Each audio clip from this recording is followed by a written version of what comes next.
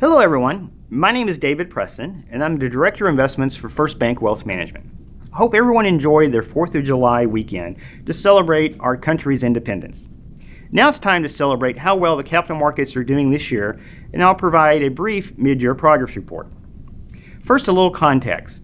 Let's go back to December of last year, which was the worst December for the stock market since the 1930s, and for the full fourth quarter, the U.S. stock market declined about 15%. At the time, investors seemed overly worried about a brewing trade war with China, and the Federal Reserve seemed to be stubbornly on the path to raising interest rates, a deadly combination that investors feared could lead to a global recession. Contrast that to what's happening today. There appears to be progress on the trade front with China, and the Federal Reserve has signaled that at least for now they're not going to be raising rates, and there's a strong likelihood they will even cut rates later this month. Inflation remains very low, and the employment picture looks healthy. The U.S. economic expansion is now in its 11th year of growth, making this the longest running expansion in our nation's history. So plenty of reason to celebrate this past 4th of July.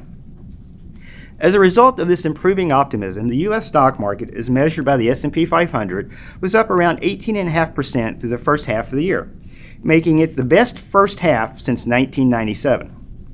Outside the U.S., the news is also good. The International Developed Index is up a little over 14%, while emerging markets are up around 10%. Looking at other major investment categories, bonds and real estate are also doing well.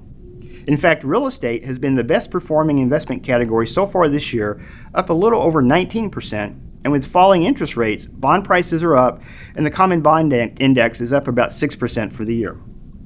Contrast this to last year, where virtually everything was down, and your best performing investment was a stodgy old money market account, which averaged about a 1.5% return.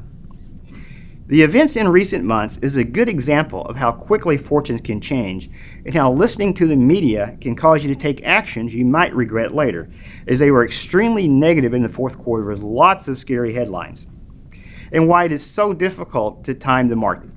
Instead, we remind everyone the best course of action is to have a broadly diversified portfolio with a mix of different assets that can help you ride out stormy waters in the stock market, as well as to stay disciplined with your long-term investment plan. So thanks for your time today, and if you have any questions or feedback, please let me know.